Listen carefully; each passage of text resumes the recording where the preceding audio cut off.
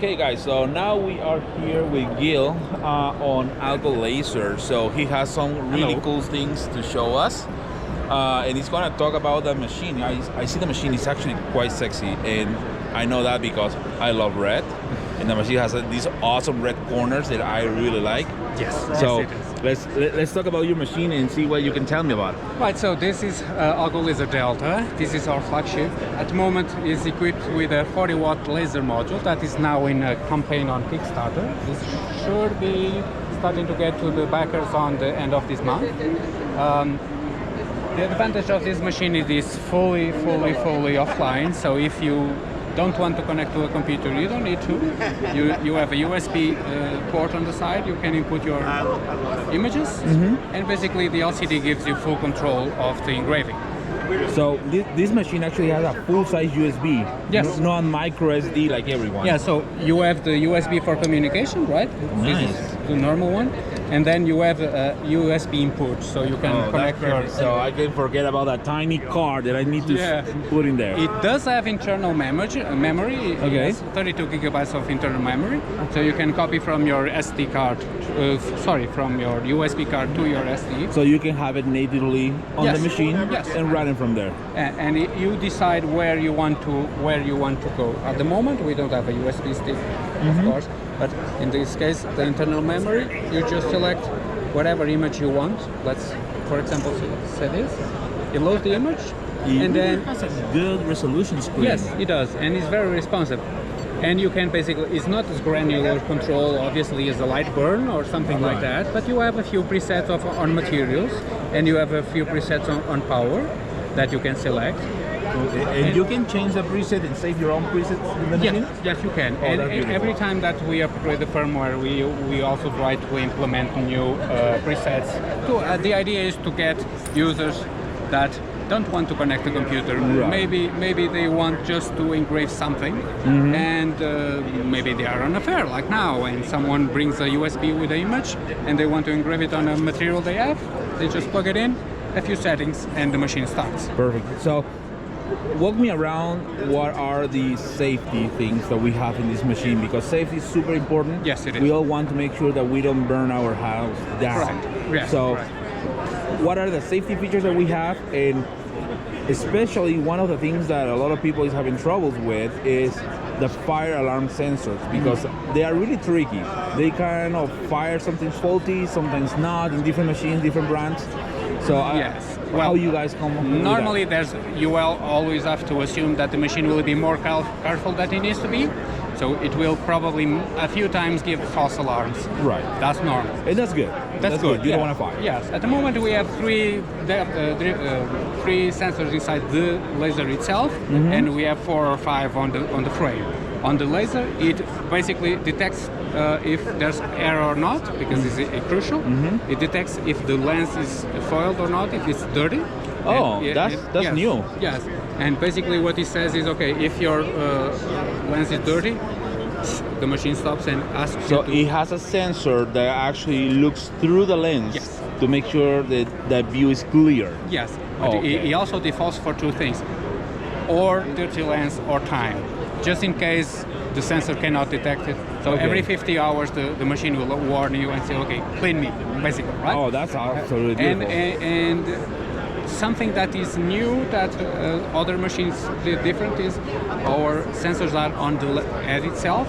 So basically, if you look below, you have the sensor here, and it detects the flame on the material itself. So many times what happened is the flame sensor was so far away from the material, it will not trigger. So you still can have false alarms. Right. That's problem.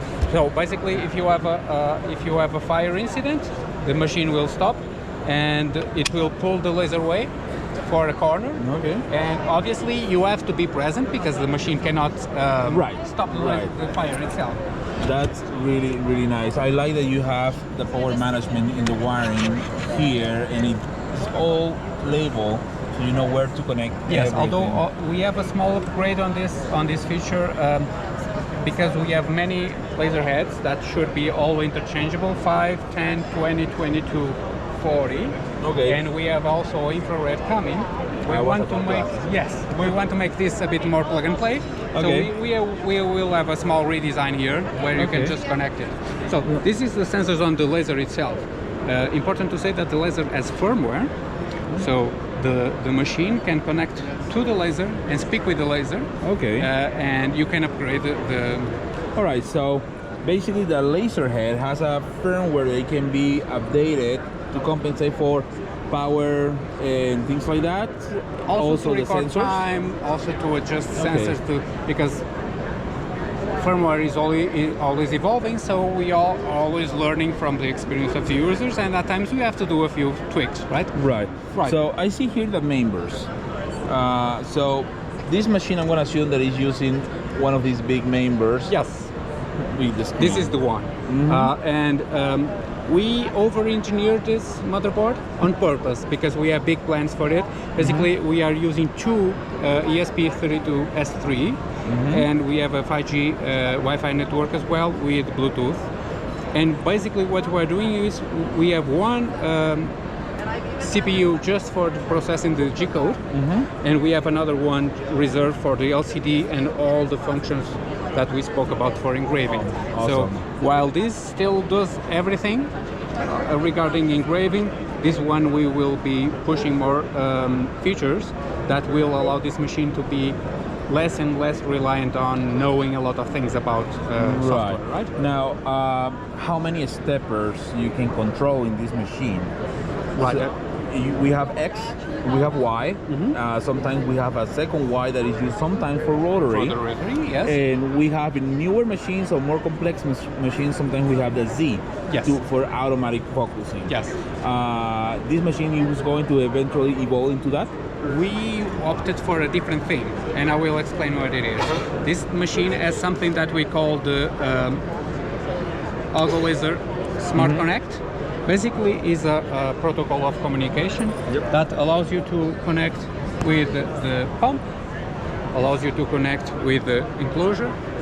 So the motherboard knows exactly what is connected to and is able to configure itself to the accessory that's connected. Sweet. Yes. So also in this case our pump has firmware as well.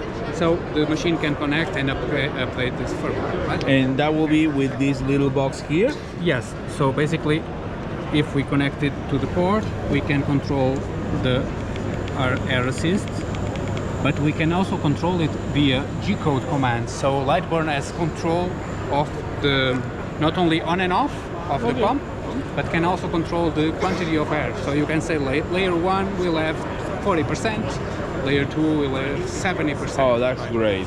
And that will be with custom commands on the G-code. Yes, we are working with Lightburn to implement this on the UI. It will take a bit of time, obviously. Right. But what we also develop is, the moment you have more than one accessory, you need a hub, right? So basically, at the moment, we have an alpha machine inside the enclosure, and the alpha is connected to the hub. We have a pump, and we have the enclosure. And the same way, we can control everything in the enclosure digitally. That's really so nice. This means that basically you can program everything, and everything will be connected digitally to the motherboard. You guys are planning to have a built-in camera for your enclosure? Yes, we will. And that's the purpose of the hub? Not necessarily, because for image is a lot of bandwidth, so you will have to be connected to the USB directly. Okay. But the idea, and going back to the Z-axis you were speaking about, we didn't want to add to the machine the Z because it would increase the costs. So what we did was we created a Smart Z, and it's coming on the next month, that connects via Smart Hub, and you can control the stepper as if it was a normal stepper, but it's all done via our internal protocol. Oh, perfect. So basically I can lower my Z from 0 to 5 millimeters, because I know that's the distance of my material, and that will be my focus point. Yes, and also not only that, you will also have in the Smart Z Smart Focus, but you can also do the normal step down as you are cutting. Okay. You do one pass, step down 1 millimeter, do another pass. And that allows users with a lower wattage on the laser to cut thicker materials and more. Yes. That's Perfect. Excuse me. Yes. So what we are trying to do is try to keep the machine with the bare minimum necessary and give the user the option to add the features that they require.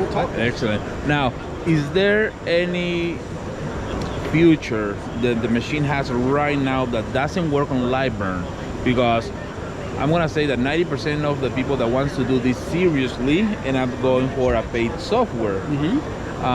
And also with that question, is this going to be available on a mobile app? We have a mobile app. Is basic. Is basic, right? I would say that you have as much control on the mobile app as on the LCD. Our machines are fully compatible with Lightburn, and every new feature that we try to implement in firmware, we try to work with Lightburn to make sure that the integration is well done, right? So we are trying to make sure that what we want the machine to do is able to be controlled with Lightburn. Obviously, it's a two-way street. It takes time, but we are trying to do that. Nothing that we are going to do is proprietary and is our software kind of thing. Perfect. That's wonderful. That's one of the main things. Now, let's talk about lenses. And I'm gonna be clear on this part with the lenses with everyone, because a lot of users has a misconception of what the focal lens is and what the filter lens is. So he talked about the laser head has a sensor that can see the lens, and he can tell you your lens is okay to use, and if for whatever reason it's okay, but it still is in a bunch of hours of use, he will tell you, hey, please clean up your lens to make sure the longevity of it. So this is something that I try to tell everyone. Lenses, in my experience, and I sell lenses in my store, but in my experience, they can last 1 minute or they can last 10 months. Yes. And it's a little bit of a gamble, because sometimes humidity in the room that you are working, sometimes the fumes of the material denser, so opaques the laser as well. And even the air assist can blow a particle on the wrong way, blow the laser, and break that lens. Yes, but it's also about the quality of the material. We need to be honest here, and we are trying to make the laser engravers and laser modules as inexpensive as possible, so they become commodities, right? Which means that if you want to get higher quality lenses, they will cost as much as the full module. So there's a compromise. However, we already know that some of the optics are susceptible to issues, and they are made to die before the internal optics. Correct.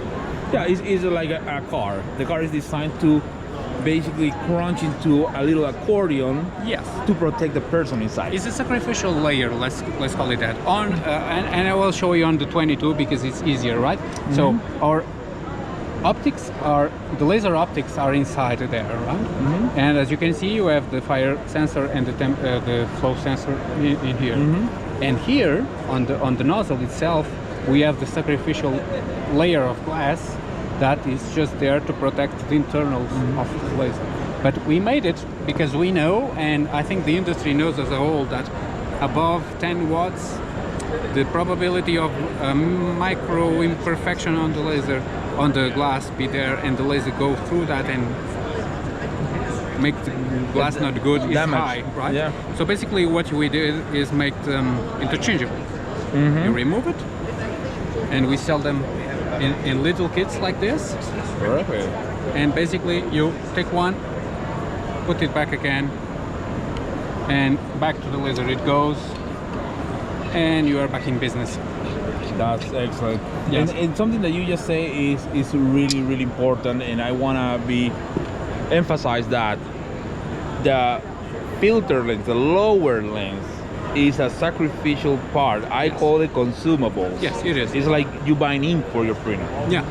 So again, can last a minute, can last 10 months. It depends how you clean it, depends what you're cutting, depending the environment. Yes, especially also if it does in a minute is because the quality of the glass itself, there was an impurity inside the glass itself, and there was nothing we or the user could do. Right. Then the materials that you cut do have influence. Right. Some MDFs with a lot of residue will create a problem. So I noticed something really cool and I know this because my dad was a biologist, so he has a couple glasses sometimes for his microscopes. I noticed that you guys are having the finger covers to actually put the lens on. Yes, because a fingerprint itself would be sufficient for the 40, like in a 40-watt laser. If the beam goes through a fingerprint, it will damage the glass. Perfect. So you buy, for example, the lenses. That it comes a little package with the lens. Yes. You know, and you see here the washers to prevent air and filtering, and you have also the finger cover. So when you handle this, you don't make any damage on your lens. Yes, and that's crucial because otherwise you will be going through a lot of those. Yes. Absolutely. And basically what we are trying to do with our firmware is to help the user remember to do maintenance, because like any other machine, like you said in a car, if you don't do maintenance, the machine will fail you. And normally it fails when you most need it. So yeah, that's kind of the rule of thumb. Now, what is the working area? Right, at the moment on all of our machines are a minimum of 400 by 400. On the Delta is 425 for 15. And that's with the 40 watt? With the 40 watt. If you use because as you can see, the size difference is substantial. Yeah. Right? So, sorry. If you use the 22 watt, you gain 425 for 425. The idea that we did is, let's make the frame that is big enough. If we come out with a 60 watt module, they're still 400 by 400. Okay, that's absolutely great. Well, Gil, thank you very much. No problem. Thank you. I really appreciate the time, the explanations. And now, I actually have one more question. What I need to do to get one laser? Where I go? Algolaser.com. Algolaser.com. So you are interested in Algolaser. I personally think they're doing cool things for the industry. I know you might think it's a new brand, but sometimes you'll be surprised. So Algolaser.com. Check all the models, check all the stuff that are coming. I'm sure they have a couple things. You say that you have it with the Kickstarter, right? Yes, at the moment our 40 watt laser module comes in a Kickstarter. It's already going. So if you guys want to go in our Algolaser.com, there's a link for the Kickstarter campaign. Yeah, go to the website. Go to the website, take advantage. Kickstarter usually goes quick on different levels, and you can save some money. Yes. So if you're interested on this machine, I can tell you right now, so far, sounds great. And what I'm seeing is actually really pretty. It's a good machine, and I love the red. So where's my machine?